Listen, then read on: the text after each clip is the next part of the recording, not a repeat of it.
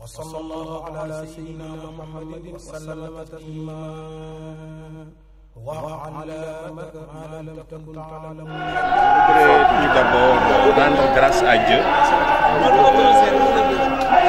remercier Khadimou Rassoul Serigne Touba de nous avoir donné l'opportunité de contribuer par l'intermédiaire du service à la communauté de l'université de Bambey au Grand Magal de Touba.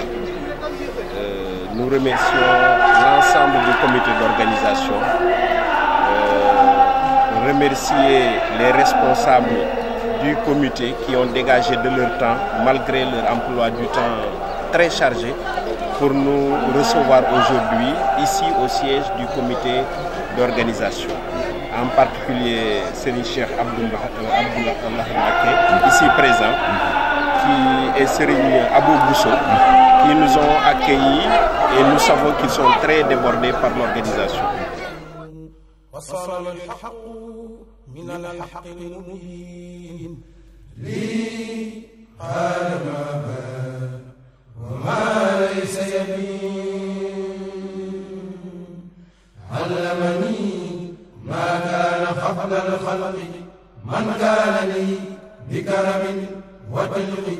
لم ينفذا جادني راني أو جالب الهارين والخسران لم يمني ضررنا الدنيا وقصد الباغي بخير سنيا ملكني ما لم يبيه عني وقاد لي بقاه بالمن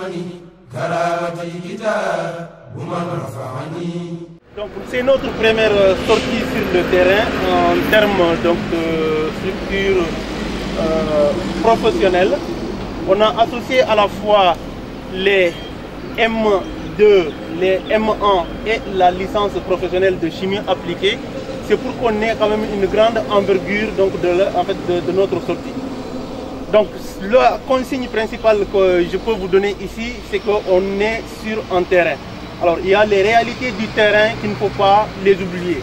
Chacun doit accepter quand même de respecter donc certaines structures où même l'État sénégalais les a acceptées en tant que telles. On part donc dans un terrain où aujourd'hui on sait que donc, en fait, l'affluence est quand même grande. Donc en termes de sécurité, veillez, respecter les consignes à la fois donc, dans le bus et à la sortie du bus. Donc on doit rester toujours groupé pour qu'il n'y ait pas du tout d'égarement ou donc, de retard.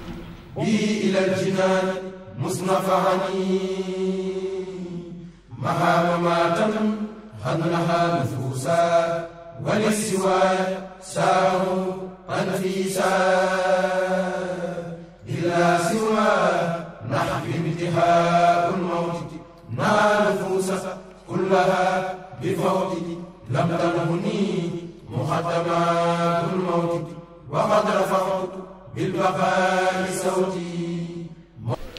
D'abord, nous sommes sur le point de départ pour aller à Touba, l'équipe de santé communautaire, pour aller travailler dans le domaine de la prévention.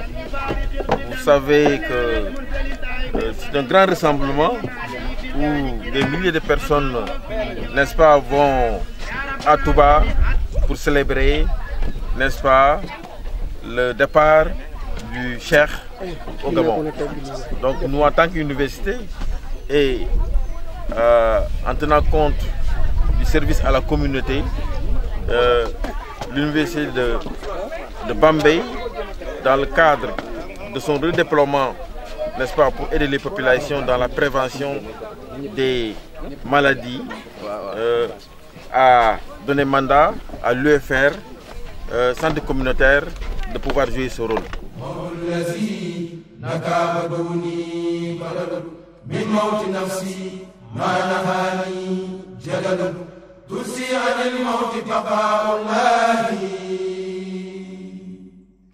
أبقاني الله بوجه الله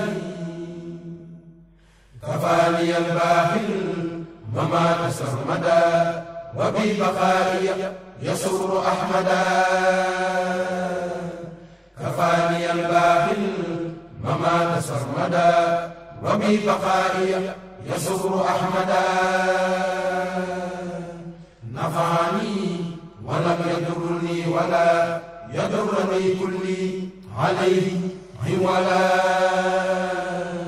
ترسي عن الأمراض والممات بقاء عاصمي من السماء علمني بقوله إلي البيت الرافع بي المرديا لا شك في كوني بالأمين فيه وبالكتاب والأمين لا شك في كوني بالأمين فيه وبالكتاب والأمين ملكني الأمين والأمين كتاب باه جاني تامين ملكني الأمين والأمين كتاب باه جاني تامين ملكني الأمين والأمين كتاب باه جاني تامين وجهل الباقي بلا انفصال جزاء باه جاد باتصالي يا باغيا ليس يموت سرمدا بحق وجهك. On est sur le site de Mao Rahmati, qu'on s'appelle encore Madiana. Là, le technicien nous a reçus et on a mesuré donc l'eau, en fait le pH et la conductimétrie donc de cette eau-là. Il nous a présenté donc la salle où il y a donc le stockage donc du chlore qui sera injecté dans cette eau pour essayer donc de diminuer tout ce qui est donc partie microbiologie et aussi des métaux lourds.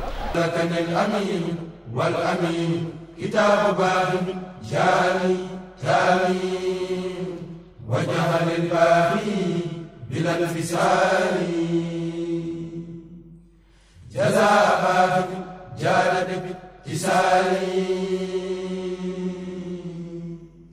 يا باغيا ليس يموت سرمدا بحق وجهك وجاه أحمدا خذ من أرادني بسوء فورا عز عزيز لا يريني.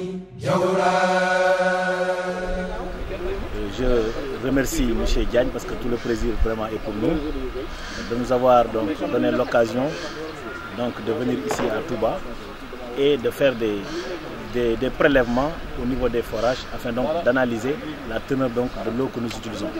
Donc c'est une occasion pour nous et nous en félicitons et nous remercions également toute l'administration donc de l'université de Bambey donc qui a choisi Touba comme leur contribution donc pour l'avènement donc du grand Magal de Touba. Donc nous sommes à votre disposition pour toutes les informations dont vous aurez besoin et nous vous remercions encore davantage au nom du président du comité d'initiative pour l'eau de Touba, Serigne Cheikh Aliou, et au nom de tout le personnel donc de Mao Rahmati et du ministère de l'Hydraulique.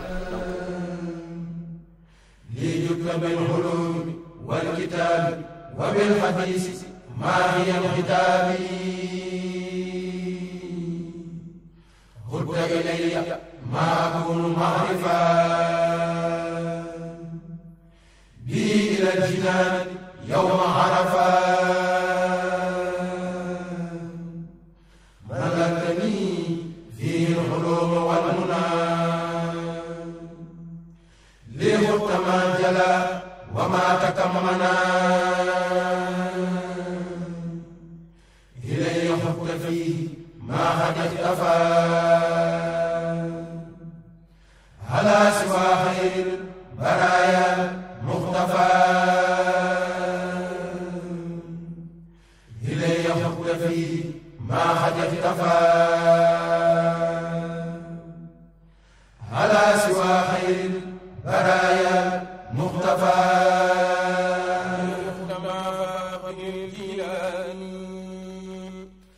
عليه رضوان الذي أعلاني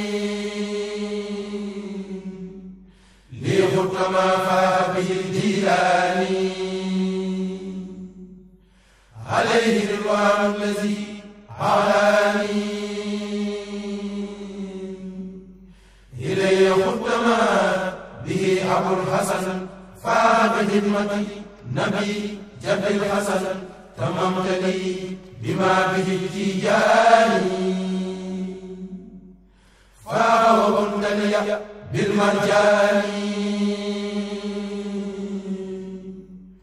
عليهم الرضوان والسلام. Déjà, je dirais même pas trop très bien, mais trop bien. Très bien. Déjà, on vient avec un très bien, mais on reçoit en plus de trop bien, par rapport aux formateurs et aussi aux encadreurs. Moi aussi, comme ils sont là, ils ont besoin de découvrir un peu l'expérience et la pression des événements de taille. Parce que quand on est professionnel aussi, mais ou bien qu'on a pu avoir une formation même professionnelle ou intellectuelle, je veux dire que aussi la formation dans l'apprentissage sur le terrain, il n'y a rien de tel. Voilà, ce qui fait que par exemple c'est un grand renforcement par rapport à eux. Nous déjà nous avons une technologie qui est adaptée sur tous les supports. Vous voyez. Sur tous les supports. C'est bien. On est opérationnel sur recours, on a une couverture au niveau des États-Unis, en Europe, en Afrique. Très bien. Aussi on a une couverture en local host que nous avons développé même nous-mêmes avec la collaboration effectivement des distributeurs de chaînes, des réseaux locaux. Très bien, très bien. Nous avons pu donner le signal. On a aussi pu avoir un signal par IPTV, c'est Internet Protocol Télévision. C'est eux-mêmes déjà qui l'ont fait avec moi. Ils étaient là, je les ai appris comment ils doivent le faire. Je les ai montré comment ils doivent configurer les IPTV, comment ils doivent par exemple assurer une très bonne définition sur les écrans LED de 24 mètres carrés ou bien de 12 mètres carrés ou 4/3 qui fassent que par exemple aujourd'hui, si ils sont dans un événement de taille, dans un événement comme un programme événementiel, ils peuvent bien effectivement assurer des liaisons.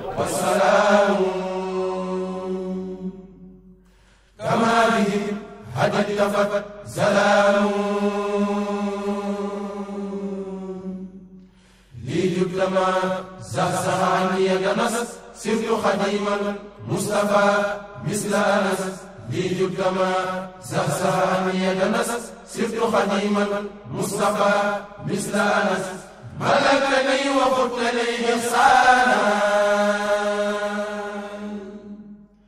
ورثت في مدح النبي حسانا ورثتني فقه الإمام المالكي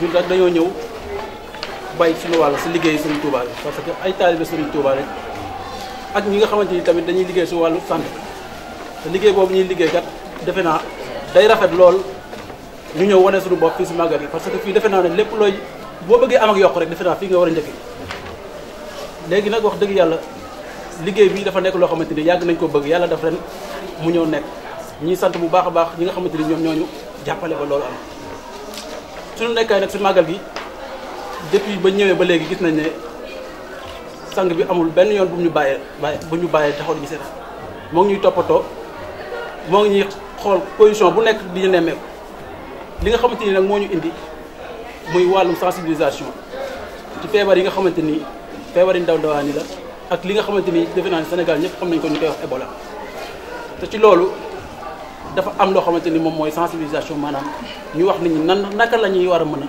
def ba mucc ci feebar boobu.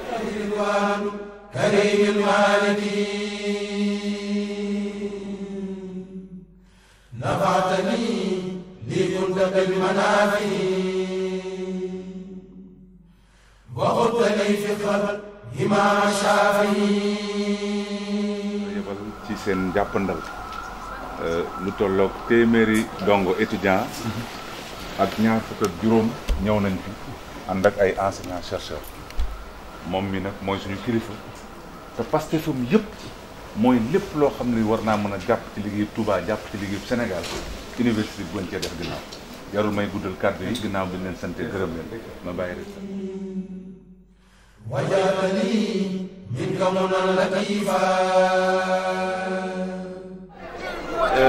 Nous sommes présents au Magal pour plusieurs raisons. Tout simplement d'abord par la signification de ce jour, qui est un jour extrêmement important, nous connaissons la signification de ce jour tel que l'a décrit et instruit le fondateur du mouridisme, Khadimou Rassoul.